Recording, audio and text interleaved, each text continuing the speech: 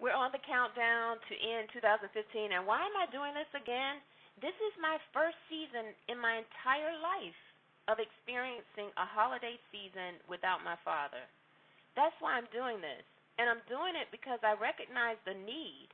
I don't see anyone walking me through the grief, the actual real-time valley of it. And so being the coach that I am, the engineer that I am convinced and determined that it's a process that can be figured out through revelation by God. Let's be clear about that. And this is the thing. You have to realize that there is a war going on. There is a war for your mind. Every single morning that you wake up, there is a war. And there is this battle to stand at the gate of your thoughts and try to convince you that you can't do this. This is too hard.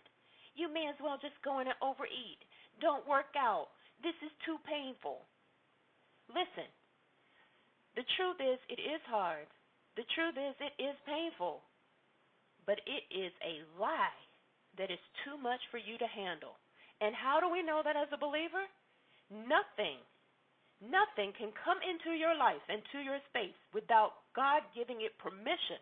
It doesn't always mean that's the way He wanted it to go. We have the consequences of free will. However, it is a promise that He will keep us.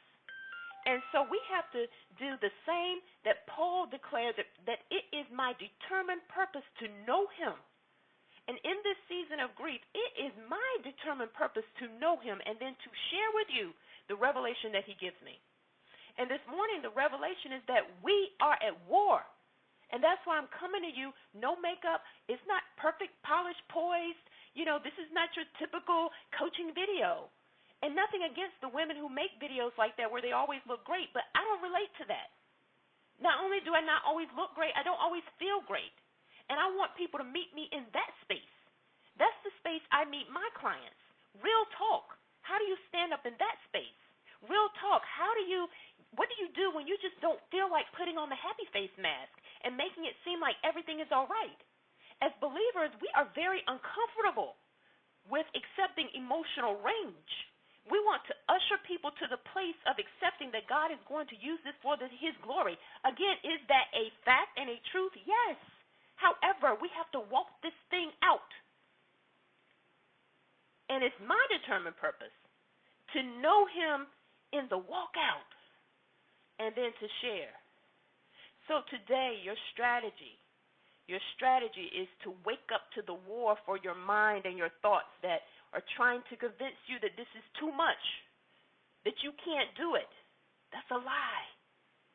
Anything that's not in alignment with what the Word says about you and who you are and what you're capable of, that is a lie.